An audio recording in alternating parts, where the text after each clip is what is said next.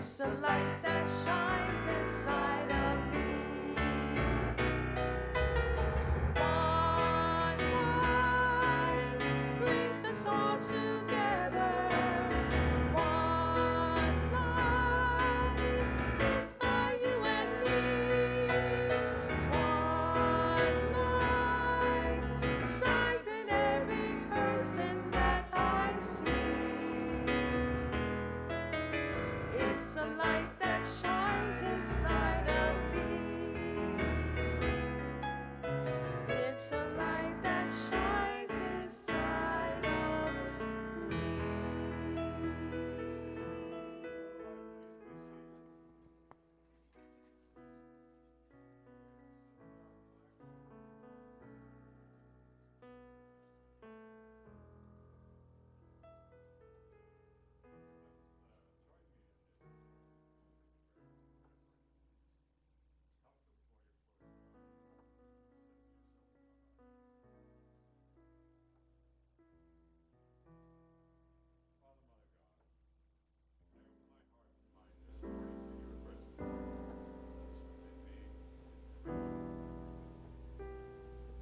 I open my heart to your peace, love, wisdom, and power that pervades all creation.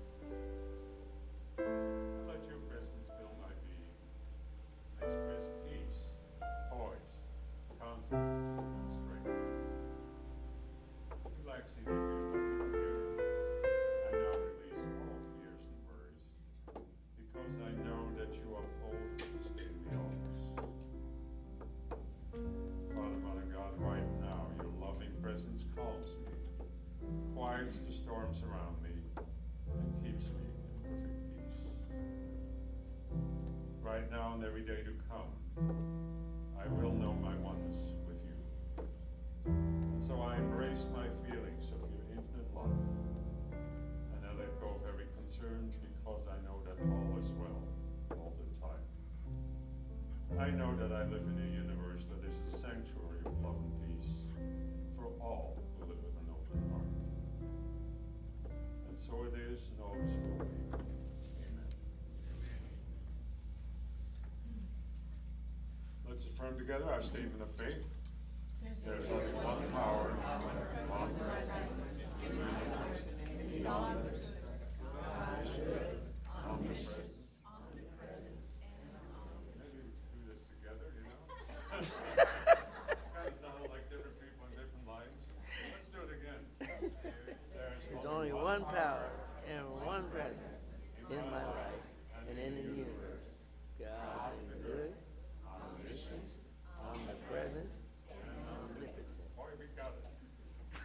All right, and the core values for unity, of course, and Lucie together. Unity, Lord's Lucie, encourages diversity, and embraces harmonious and creative pursuits of truth and knowledge In a in a safe safe environment to achieve balance and wholeness. in the world.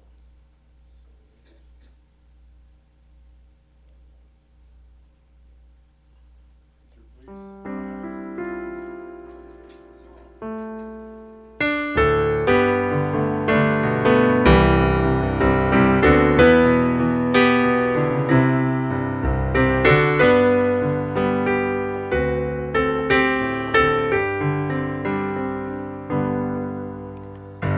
By the Lord of sea and sky, I have heard my people cry, all who dwell in loneliness. My hand will save, I who made the stars and night, I will make the darkness bright. Who will bear my light to them?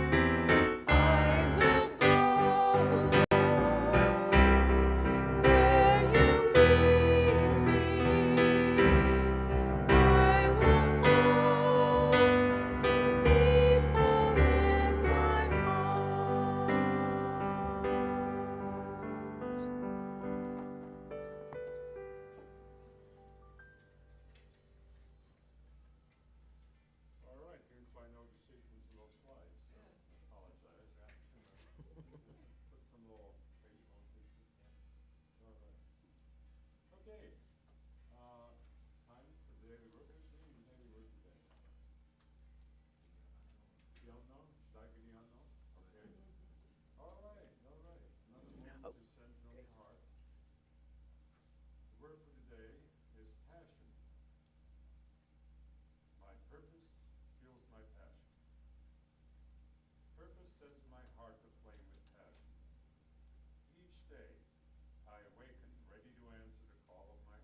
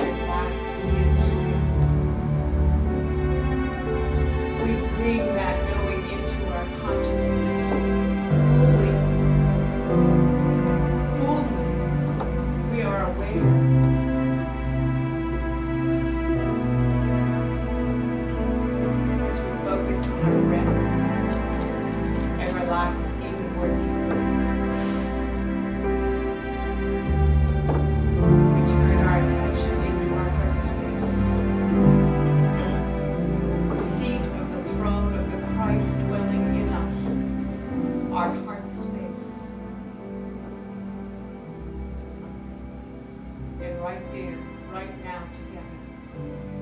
We take our own personal and private communion with the God of our understanding together this morning in the silence. In the silence.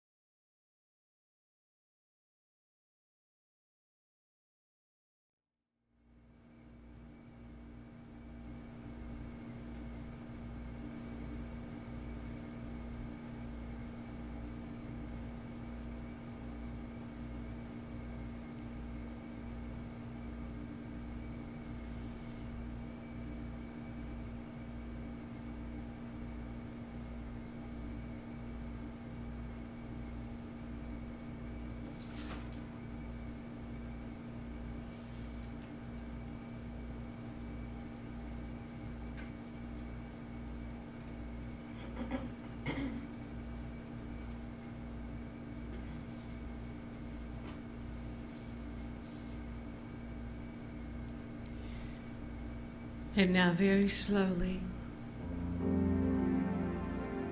very gently, begin to return your attention to the outer. Slowly and gently, knowing that you are filled up now with the conscious awareness of your oneness with God and your oneness with each other. Knowing that when you open your eyes, your light shines even more brightly now.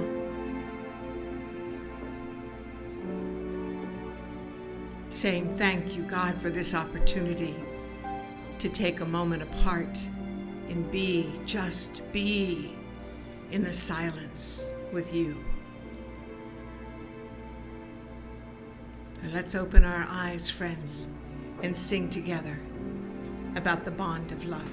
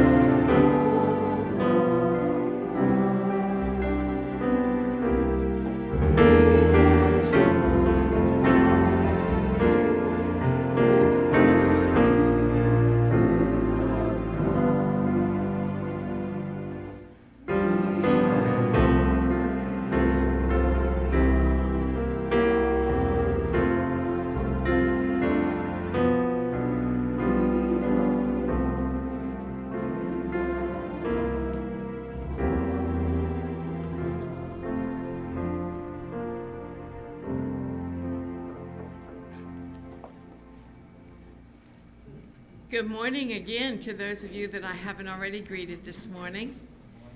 I see a couple people I haven't gotten a chance to chat with. Hopefully I'll have a chance to do that after the service. Boy, you look good. You look really, really good. You're so beautiful and bright and shiny today. Don't you feel the love here? And you know, I don't know about you all, but my energy level increases when the temperatures come down outside, the humidity wanes a little bit. So I'm excited. I went out and pulled weeds the other day and dug in the dirt a little bit, something I don't customarily do, right, Janet? Janet's my neighbor there, and Janet's 2 doors away from me, and she's a master gardener, and she knows very well I don't spend much time outside in the garden. But I had to go out. It was cool. I had to go out and play. Last Sunday we had a board meeting here after church, and we were sitting up here in a circle, doing our thing, and we were wrapping it up. We actually were having a good time, and we were wrapping it up, and all of a sudden we heard the door open, and we said yes, and this beautiful man stuck his head around the corner back there at the opening and flashed this beautiful big smile and said, "Is the pastor around?" And I went, "Yeah." And he said, "I'm your new neighbor." And I said, "Well, we're wrapping it up here. If you're going to be around, maybe we could chat afterward." And so we did.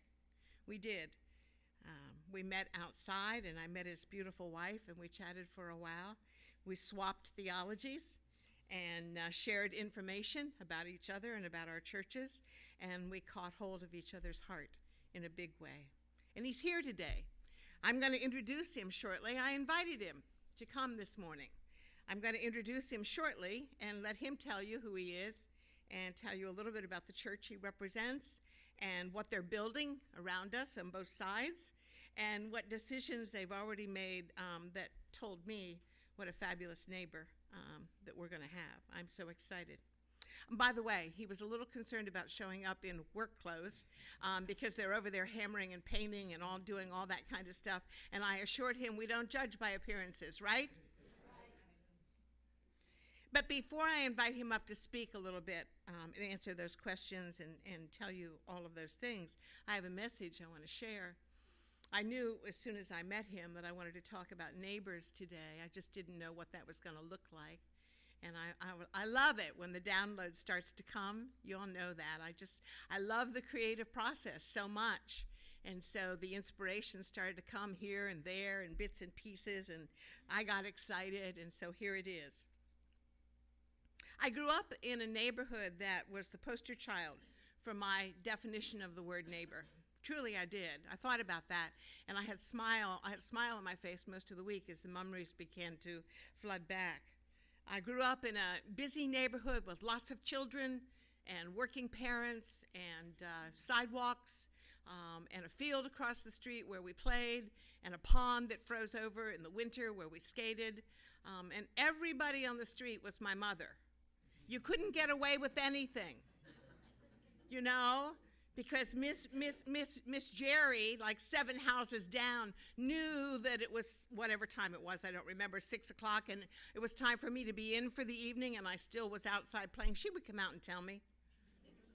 Mothers gave each other permission to do that. We just took it for granted, you know. We were always on our best behavior because somebody was watching, and my mother was going to hear about it.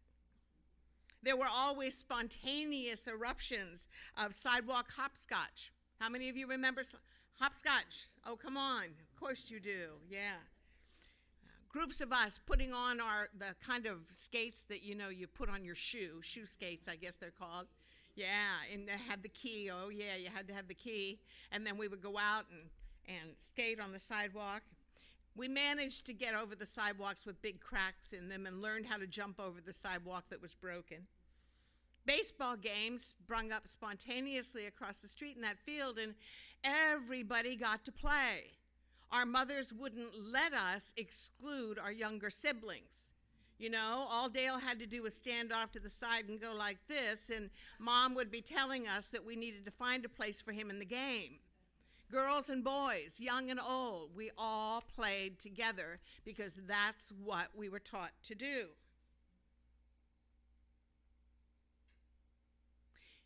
And I thought about it, and I thought, you know, I want to say this thing, and I want to say it with all the love in my heart because it was that kind of neighborhood, but our mothers didn't necessarily approve of everybody that lived in the neighborhood. For example, when I was a very young child, There was a cottage right across the street from my mother's house, from our house. I call it my mother's house because she ruled the roost. Do you know? Mother was in charge. And two lovely gentlemen, both of them professors from Bucknell University, which was right across the street from where I grew up, moved in. And in the evening, they would sit on their front porch swing holding hands. I was too young to know or understand why our mothers whispered about them. But I knew somehow they were different. And yet, our mothers treated them with loving kindness. And yet, when there were extra cookies, or they made extra cookies, we were sent to deliver them to their front door, in spite of whatever it was that caused our mothers to whisper. There was a house right next to mine where two older gentlemen who were actually veterans of World War I lived. The sister of one managed the house. One of them suffered from something that I heard my father call shell shock. And when he spoke, he made no sense. And his sister led him around by the hand. And he did inappropriate things sometimes. There's no other way to tell you this. I'll do it as delicately as I can, but if he needed to relieve himself and he was out in the yard, he would just do that. Our mothers kept us away from that house in a soft, gentle way.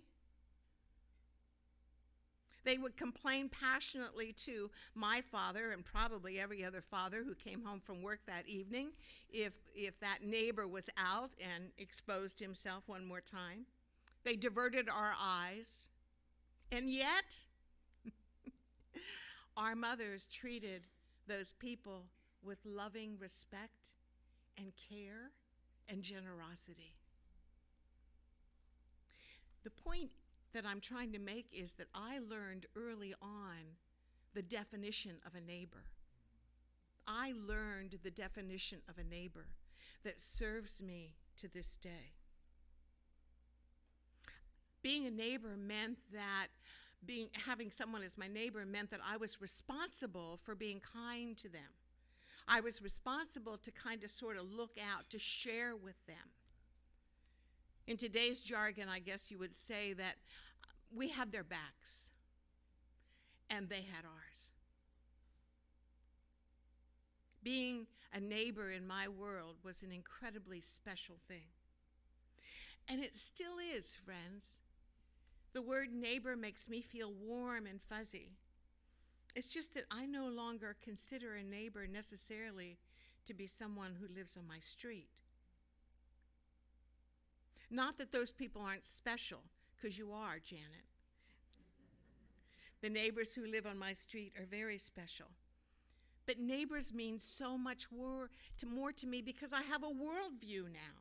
I adopted a worldview years ago. Do you know? I know my view is of a larger, I have the bigger picture, if you will.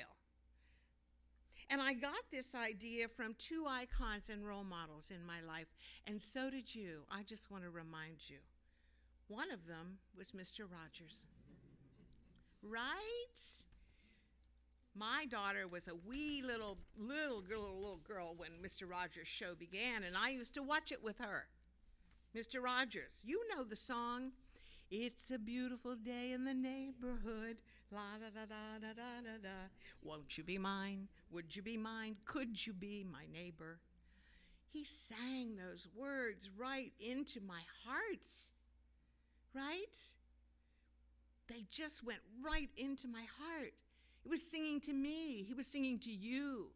He was singing to our children. He was singing to the world. Won't you be my neighbor? I got it.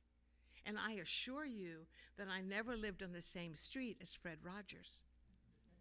And yet, I knew I was his neighbor. And I knew he was my neighbor. And that made me feel good. Remarkably, Fred Rogers was delivering the same message that Jesus delivered. The very same message. You're going to go, oh yeah, when I tell you. Because I'm talking about the Good Samaritan story from Luke.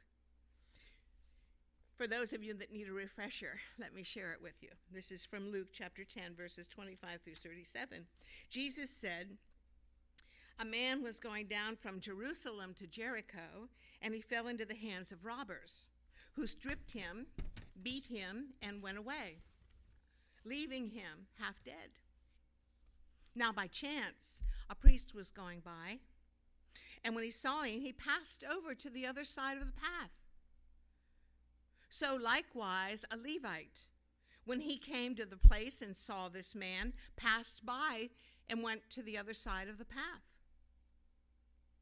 But a Samaritan, while traveling, came near him, and when he saw him, he was moved with pity. He went to him and bandaged his wounds, having poured oil and wine on them. Then he put him on his own animal, brought him to an inn, and took care of him. The next day, he took out 2 denarii, gave them to the innkeeper, and said, take care of this man, and when I come back, I'll pay you whatever you spend. Which of these 3 do you think was a neighbor to the man who fell into the hands of the robbers? Jesus said, the one who showed him mercy. So Jesus said clearly, very clearly in this story that he made up to answer a question, that the one who came to the Samaritan's aid was his neighbor. Not only that, the one who came to the Samaritan's aid was probably a natural enemy of the man laying in the road, because the man laying in the road was no doubt Jewish. Samaritans, Jews, were like this. They warred against one another. So it would have been remarkable for Jesus to tell this story that not only a stranger, but a stranger who was probably this man's natural enemy, came to his aid and served him. What you might not hear when you hear that story is the context within which it's told. Jesus is speaking to a crowd like he did customarily. And there was an attorney in the crowd, a Jewish lawyer, a scholar of Jewish law, who stepped up and said, "Teacher, what do I have to do to inherit eternal life?" And Jesus said, "Well, what's written? What is written? What do you read?" And the lawyer said, "Well, you should love the Lord your God with all your heart and all your soul and with all your strength and with all your mind, and your neighbor as yourself." And Jesus said, "Well, you've given the right answer. Do this, and you will gain eternal life." The story was told to illustrate the definition of the word neighbor, friends, the definition of what it means to care for our fellow man. Neighbors do that. Neighbors do that. They love and then they look out for one another. We are all neighbors. We are all neighbors, friends. You are my neighbors, and I know that I am yours. I've got your back, and I know you have mine, whether you live on my street or you don't, because that's what being a neighbor means. Now, because I've run out of scripture and song titles and cute slides, I'm going to introduce Pastor Rock to you, which is what he prefers to be called, and let him tell you a little bit about himself, because he's our actual new neighbor. Good morning, everybody. My name is Pastor Rock, and I have the privilege of now being your new neighbor. I wanted to share with you a little about myself, and then tell you a little about the church that God has assembled here in Port St. Lucie, so that you get a little bit of context for who we are. I am originally from Miami, Florida, and growing up as a child, I had no relationship with the Lord whatsoever. My mom would take us to church every once in a while, and for the most part, it was when things weren't going right in her life. And from my mom, that was when the money was low. When the money was low, it's time to go to church. When the check came in the mail, we don't need church anymore. And so for that and many other reasons, I made a decision when I became an adult that I would never step foot in a church ever again in my life. I left home, I went off to college and became a full-blown atheist. When I was also a biology major, and so I had professors who told me that there is no such thing as God, and I will prove it to you. Now, they never actually proved it to me, but just them saying it was enough because they affirmed the belief that I had already had in my mind. I had a gentleman who I was friends with who started a business, and I needed a job, and his business became pretty successful overnight. And I said, man, listen, man, I'm a starving college student. I'm eating ramen noodles every night, and I'm sick of it. And I said, is there any way you could give a brother a job? Like, I need a job, something. I don't even care about the pay. I just need a job. And he said, well, listen, man, the only way I'll give you a job is you got to go to church with me. And I'm like, well, I don't do that. That's not what I do. Like, I don't do the whole church thing. And I went home, and this is my girlfriend who is now my wife for 15 years. I told her, this guy's willing to give me a job, but he says, I got to go to church with him. And so she says, it looks like you'll be going to church this Sunday. So I went to church, and man, I heard something different from anything I had ever heard before. And 3 months later, I gave my heart to the Lord, and been walking with him ever since. 2009, first time I audibly heard the voice of the Lord. He called me into ministry. At the time, I was at a church called Christ Fellowship here in South Florida. I spent several years kind of really discerning what God was saying. In 2014, I came on staff at Christ Fellowship, and had been on staff for many, many years before the Lord said it's time to move. And I'm like, God, I'm cool here. Like, everything's going great. Like, we had not too long before, I had the opportunity to transfer to the Port St. Lucie campus of Christ Fellowship. And on day number 1, 3,000 people showed up, and we just saw God do some absolutely phenomenal things there. And I'm like, I'm good here. I don't want to go anywhere, God. God says it's time to move. Don't you hate when God doesn't do things the way you want him to do it? Make a long story short, I had a conversation with our senior leadership and shared with them, this is what we believe God is saying. And they said, well, listen, we want you to go and do the thing God has called you to do, and we will support you. And so we left, and we started church in Fort Pierce. But it didn't quite look the way we thought it was going to look, because there was this thing called the pandemic that popped up. And so here we are. We step off staff in January.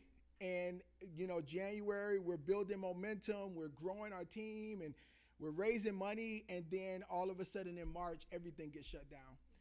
Make a long story short, during the period of the shutdown, we grew our team from less than 10 people to 45 people, all through Zoom. Come on, somebody. Zoom is of the Lord. We were able to raise, I remember saying to myself, man, if we're going to build a church, how many of you know church costs money, right? It ain't cheap to start a church. And I said, if we're going to do this thing the right way with the equipment that we need to have, with the space and all that good stuff, we're going to need to raise quite a bit of money. I had never raised a dime in my life. I was not even a kid when we were in school that sold chocolate.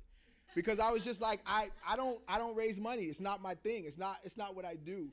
But I stepped out and I said, God, I trust you. I'm believing we will get every dime we need. And we were able to raise $143,000 in that period of time, which is not a testament to me, but it's a testament to how great our God is. Make a long story short, we had to push back from 2020. We launched in January of 2021. In Fort Pierce at a little small church, the only church that would allow us to rent during COVID. When things started looking a little bit better with COVID, we were able to get into our original planned location, which was Fort Pierce Central High. And then the Delta variant popped up. And then we got kicked out. of Fort Pierce Central High. And so here we are, like, okay, God, we're doing the thing that we feel like you've called us to do, but the places that we plan to meet just aren't quite working out. I had a friend of mine, he said, listen, what you need to do is you need to get on the phone and you need to call every landlord in your city. And you need to tell them this is the situation. You're in need of a space. And I found 3 spots, and this being one of them. The other 2 said, we will not rent to a church.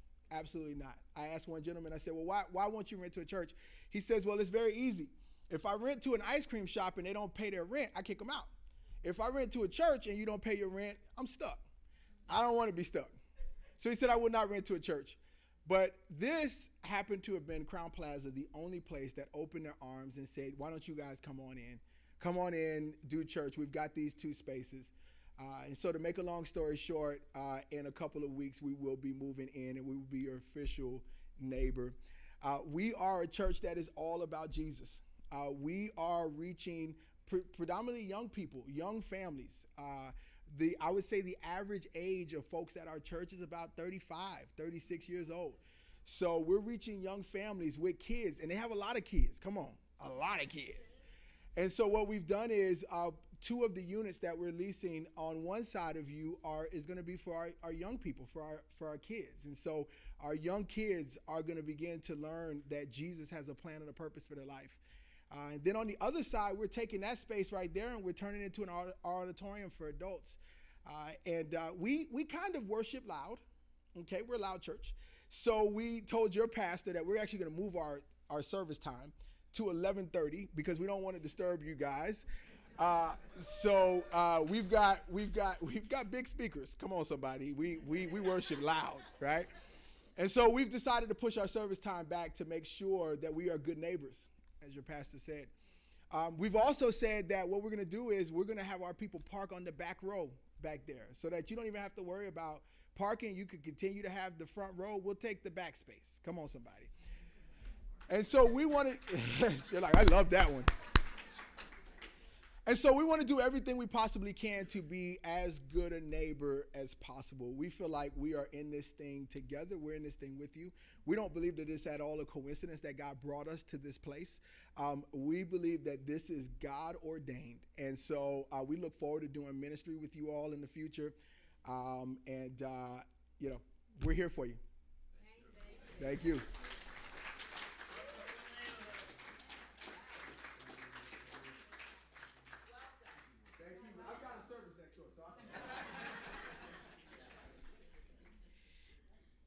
Tentatively, their first service is scheduled to be November 7th, unless that's changed. I told him to invite you all, and he was reluctant because he didn't want me to feel like he was trying to steal you. And I'm like, really? Come on, really? So he said I could do it. So I don't know about you all, but I'm planning on attending their first service, November 7th. It starts at 11:30. It couldn't be more perfect, right? So anyway, thank you for your time and patience. I look forward to what God has in store for all of us together. Thank you.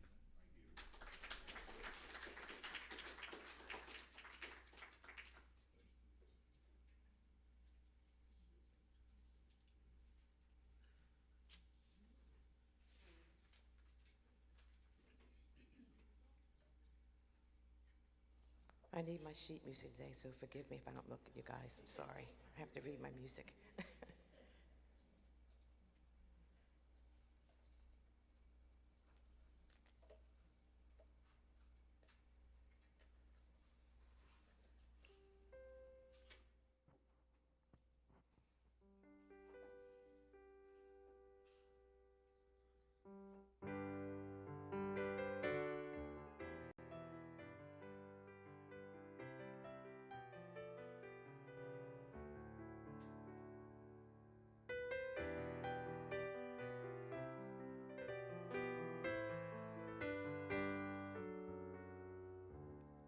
From a distance, the world looks blue and green, and the snow-capped mountains white. From a distance, the ocean meets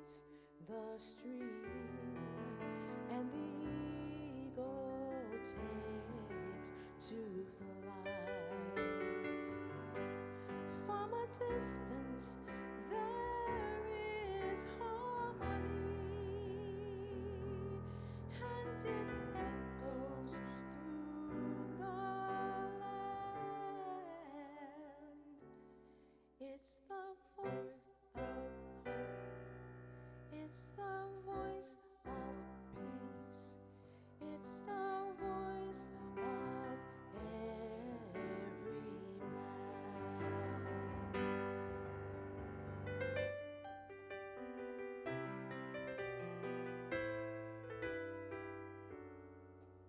From a distance, we all have enough, and no one is in need.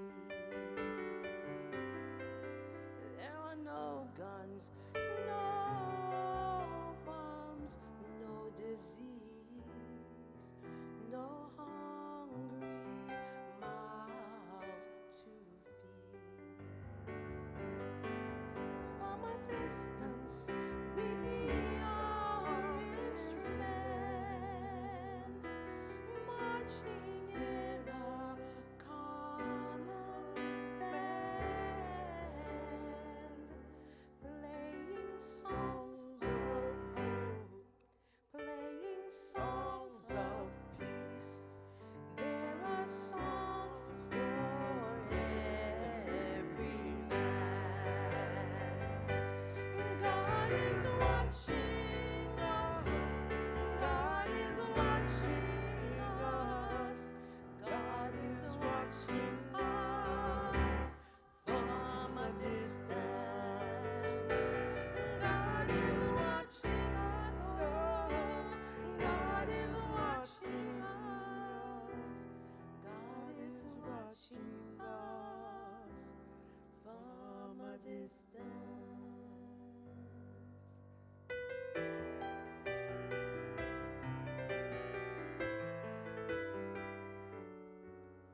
From a distance, you look like my friend, even though we are at war. From a distance, I just cannot comprehend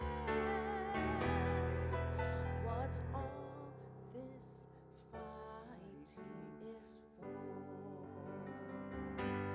From a distance, there is harmony, and it echoes through the land.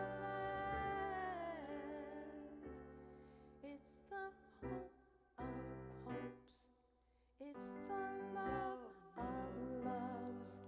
It's the heart of every man. And God is watching us. God is watching us. God is watching us from a distance. God is watching us. Oh, my God is watching us. God is watching us from a distance.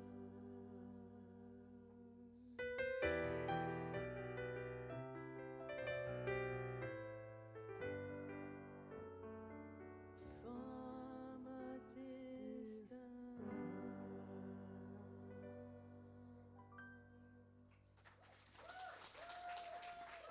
Thank you.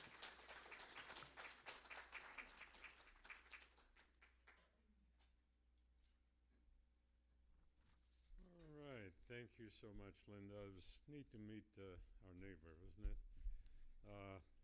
It was funny when you showed that first picture. I was thinking the first 18 years of my life, I lived in an apartment in Switzerland and had balconies like that. But the neighbor's balcony was just so that we could reach across and pass cookies and stuff over. And in fact, occasionally I would get a little over about, as a 15, 16-year-old, I actually managed to climb over to the other balcony and go down the gutter of the downspout from the second floor. It was kind of interesting. So, but anyway, this is the time in our service where we share our love offerings, gifts, whatever. And you know, they basically serve to transform our consciousness so that all of us can become truly good neighbors, the kind of neighbors that was represented in the Good Samaritan story. Because that's what we're all striving for, and I see each one of us making progress along those lines, and we're so grateful. So let's together affirm our offering blessing together, please. Divine love, through me, blesses and multiplies all that I am, all that I give, and all that I receive. I give in love because I love to give. All right, who will do the honors?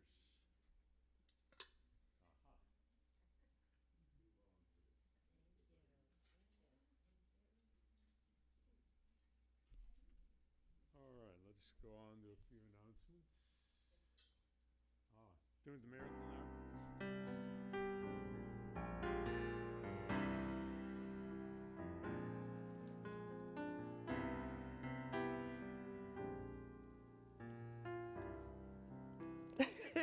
I know what some of you are thinking.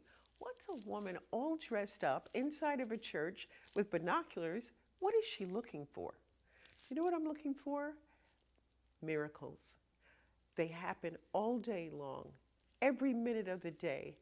It could be a miracle happening right next to you. It could be your miracle, or maybe you're part of someone else's miracle.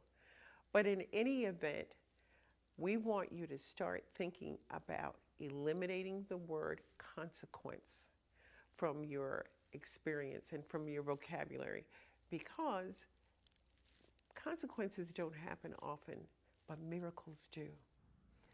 Hello. As most people know, I'm a musician, working musician, and I work with my wife quite often, and we are a group, Shepherd and Green, and we've been traveling with a show band up and down the East Coast, coming out of Philadelphia.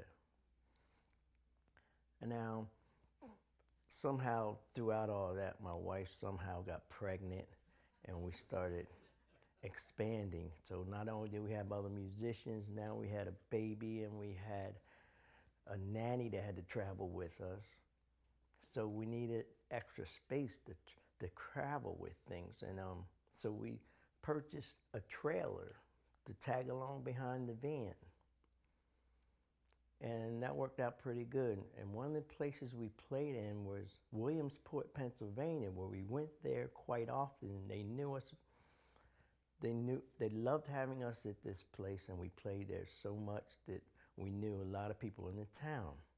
Now, I say that to say, one day I went to the trailer to get some equipment out, and I opened the door, and the trailer was empty. I was devastated. So I sent out our sergeant of arms to look for things and see if she could find. She was young, but she could still see and find the equipment that we needed, and she had no luck. So I made phone calls around town, since I knew all the music stores and all the people in them.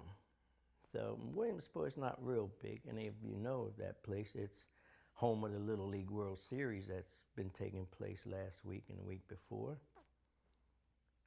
So I made the phone calls, and I waited. I said, if anybody tries to sell any equipment, and I told the people exactly what the equipment was that was missing.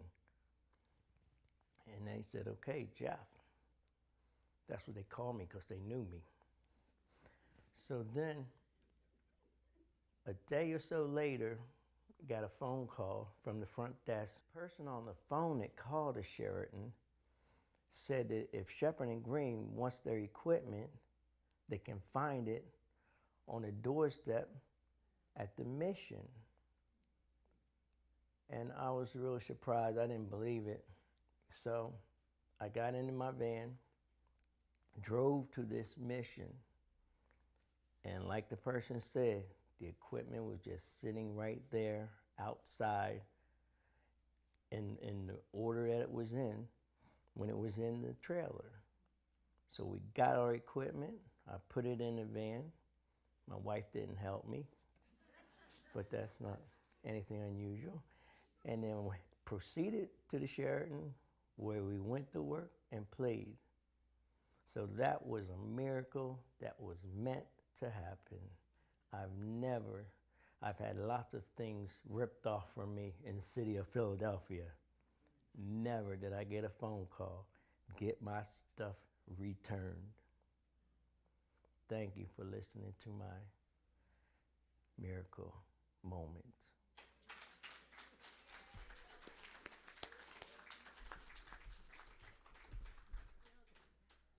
I'm curious, was there any explanation for how it got there? No, but one thing they did say, they said they didn't realize it was Shepherd and Green's equipment, and they Oh. would have never touched our equipment because they came to see our, they knew who we were. Okay, So that was okay. a nice thing. So, That kind of great, respect. yeah, right. Yeah. Wonderful. Why don't we go ahead and let's bring up the offerings and bless those before we go on. Okay. Send your energy.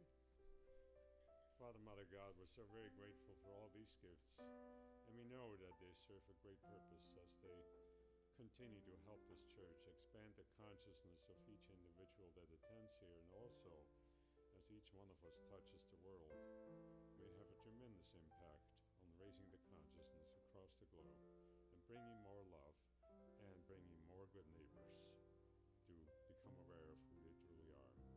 And so it is. Amen. And we also want to bless all the prayer requests. I forget about that. On Thursday night, we put those in there. And let us see each of the prayer requests fulfilled to its highest possible mission, so that everybody will receive that which is for their highest good, and we give thanks for that. And so it is. Amen. Thank you, ladies.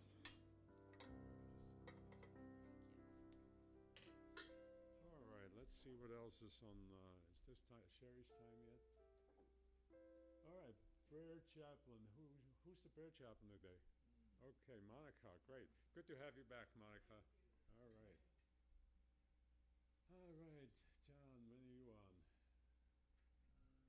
First, no, that's the November, right? November. Yeah. Okay. First Tuesday in November. Get together with John Hayes and some other wonderful people that discuss many, many topics on spirituality. And Lana, yes, you're still on duty, teaching good yoga. I actually did a couple exercises at home by myself that I read about because to help the hips. And it is kind of a chair yoga, just a couple of stretches. Helps. Okay, prayer circle. I usually make that on Thursday. It's always fun. Small group, but powerful. Church directory. There's Sherry. She's going to talk about that.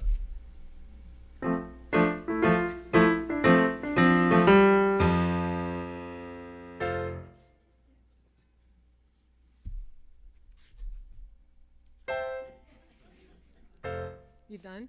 Done. Okay. We actually sort of started the church directory, and then the pandemic happened. And it has resurfaced. There's one from like 1 million years ago. We do need 2 volunteers willing to work on it. It'll involve contacting, updating info, putting it together. Mr. Paul has agreed if we want to do pictures, he'll take pictures before and after a service. But we need people willing to coordinate. So if you're interested, see me. Should be 2 people. Oh, you left it for me. We're going to have a brief greeters training, and this will be wonderful because we'll have church, we'll have greeters training, then we can go to the new church on November 7th. Just to get everybody on the same page, so if you're currently greeting, please stay after the service. And if you are interested in greeting but are not, please stay for November 7th. We'll start as soon as things calm down. And this Wednesday, the 27th, used to be Club Notes in Stewart. It is now Tipsy Lizard. We're going to celebrate Jeff and Linda Shepard's birthdays at what is fondly known as Crazy Inappropriate Karaoke. It's from 8 to 11. Stop by, say hi, say happy birthday, stay. We always have a good time. And I just talking about miracle moments, I just have to say to you in all this talk about the pandemic, for a long time in the pandemic, well, first of all, we needed to do something to keep the services going. Excuse me. And Paul Shepard stepped up to the plate, and I'm picturing somebody walking around with a GoPro, and he had a bank of stuff over here, if you remember. But there were 5 of us. There was Jeff and Linda, Paul, John Hayes, and I, and whatever minister zoomed in their thing. So every Sunday when you come and we have this glorious energy and all of you here, it is a miracle to me, and I never take it for granted. So hope to see you Wednesday. Hey,